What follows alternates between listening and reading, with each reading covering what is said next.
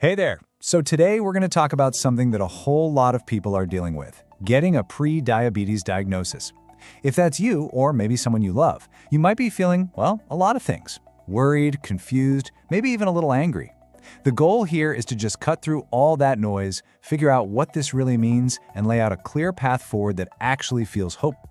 You know, this whole conversation usually starts out pretty simply. Your doctor might just mention your blood sugar is running a little high. Or, as one doctor puts it, you might just be a little too sweet. It's a nice way of saying your body isn't handling sugar quite the way it used to. But what does that actually mean? Let's dive in. All right, so first things first. What in the world is prediabetes? There's a really great way to think about it, and it's not as a disease, but as a waiting room. And I'm telling you that one little shift in thinking can change everything. It turns a scary label into a moment of real opportunity. So just picture that waiting room. You're in this in-between place. Your blood sugar levels are up. Yeah, they're higher than normal, but they haven't crossed that official line into a type 2 diabetes diagnosis just yet. It's a yellow light, a warning sign. The name itself, prediabetes, tells you this is your chance to do something before it becomes a bigger issue. And you know the best part about any waiting room? You can leave. You can stand up, turn around, and walk right back out. Okay, so let's look at the actual numbers that put you in that waiting room. Doctors use two main tests. The first one is your fasting sugar. As you can see, a normal level is below 6.1. All the way on the other side, diabetes is 7.0 or higher. So that little zone right in the middle from 6.1 to 6.9, yep, that's the prediabetes waiting room. The other big test is your A1C, and this one's great because it shows your average sugar over the last few months. Here, the prediabetes zone is between 6.0 and 6.4%. And look, these numbers, they're not a judgment. They're just data. They're like little checkpoints on a map that tell you exactly where you are right now. So here's the really crucial part. The whole reason doctors even came up with this pre-diabetes category was to catch people early enough to make a real difference. The goal is so simple, but it's also incredibly powerful, to reverse the train. It's all about taking action to get out of that waiting room and get your numbers back into that normal, healthy range. And the most important thing to hear right now is that for so many people, this is absolutely possible. Okay, let's move on to our next section. And I'm going to be honest, this might be the single most important message we talk about today. We need to tackle the really tough feelings that come with this news. The guilt, the shame, the self-blame. And to do that, we have to talk about genetics, because it's a way bigger piece of the puzzle than most of us think. This quote from a doctor, man, it just gets right to the heart of it. So often when people hear this diagnosis, the first thing they do is blame themselves. They feel like they failed, like they did something wrong. If that sounds even a little bit familiar to you, I really need you to listen closely to what's coming next. Just take a second, let that one sink in, read it on the screen, and really let it land. It is not your fault. I'm going to say it again, because this is the most critical, freeing thing to understand.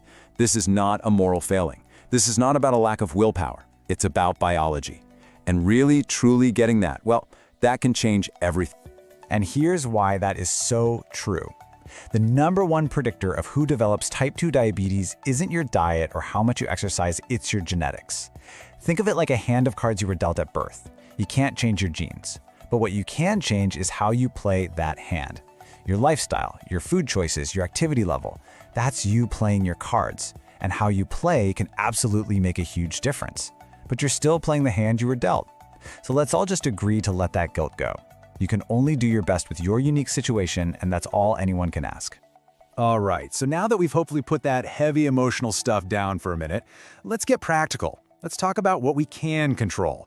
This next part is all about action, a simple, manageable plan to take those first few steps without feeling totally overwhelmed.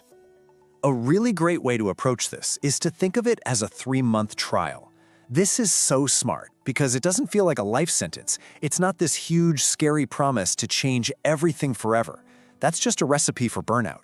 Instead, it's a focused 3-month experiment. Let's just see what happens in 3 months. It's doable, it's achievable, and it puts you back in control. So what does this 3-month plan actually look like? Well, it boils down to some pretty simple, powerful stuff. First, just rethink your plate. This isn't about some crazy diet. It's just about being a little more aware of portion sizes and how many carbs you're eating. Second, get moving. Notice it doesn't say run a marathon. Just be as physically active as you can. And third, after those 3 months are up, you check back in with your doctor and see how it went. That's it. A simple, focused way to start. And here's the really cool thing that happens when you start rethinking your plate and moving your body a bit more. You often lose some weight, naturally. And this is a huge deal. Losing even a small amount of weight can make a massive difference in how your body handles sugar. It can make your system more sensitive to its own insulin again, and that is a game changer for reducing your risk of moving out of that waiting room. Okay, but what if you do the 3-month trial, you give it your absolute best shot, and your numbers, well, they just haven't moved as much as you'd hoped? This is where we have to totally reframe how we think about medication. This isn't failing, it's just time to open up the doctor's toolbox for some extra help.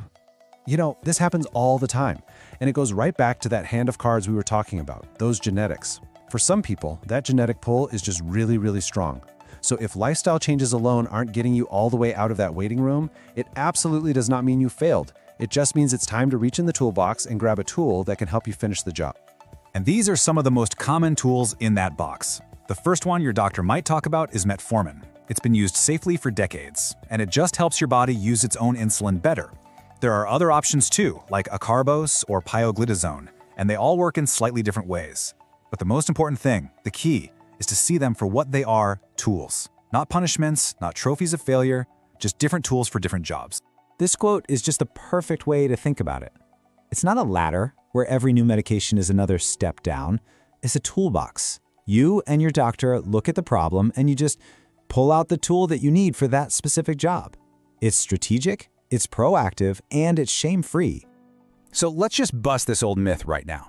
The idea that needing medication or even insulin way down the road is some kind of last resort or a sign that you failed, that is just not how it works. That's old thinking. Treatment is simply about finding the right combination of tools for your body. It's a partnership, plain and simple. No blame, no shame. Okay, let's bring this all home. We've talked about prediabetes as a warning sign, not a final destination. We've talked about letting go of the guilt because genetics are so powerful. And we've looked at the whole toolbox of options you have. So now, let's talk about the path forward, starting right now. If you only take away a few things from our chat today, let it be these 3. Number 1, prediabetes is a manageable warning sign. It's your chance to take positive action. Number 2, genetics plays a huge role, so please give yourself a break and let go of the guilt. And number 3, you have a whole toolbox full of options. It's about finding the right mix of lifestyle and, if you need it, medication. And this really says it all. Your doctor is your guide, your partner, your expert consultant. But at the end of the day, you are in charge of your health. This diagnosis doesn't take your power away. It gives you the information you need to use that power in a smart way. You are in the driver's seat. So we'll leave you with this final thought. You now have a map showing you where you are. You know that the beginning of this path isn't your fault, and you've seen the whole toolbox that's available to help you on your way. The only question left is the one that only you can answer. What's your first step going to be?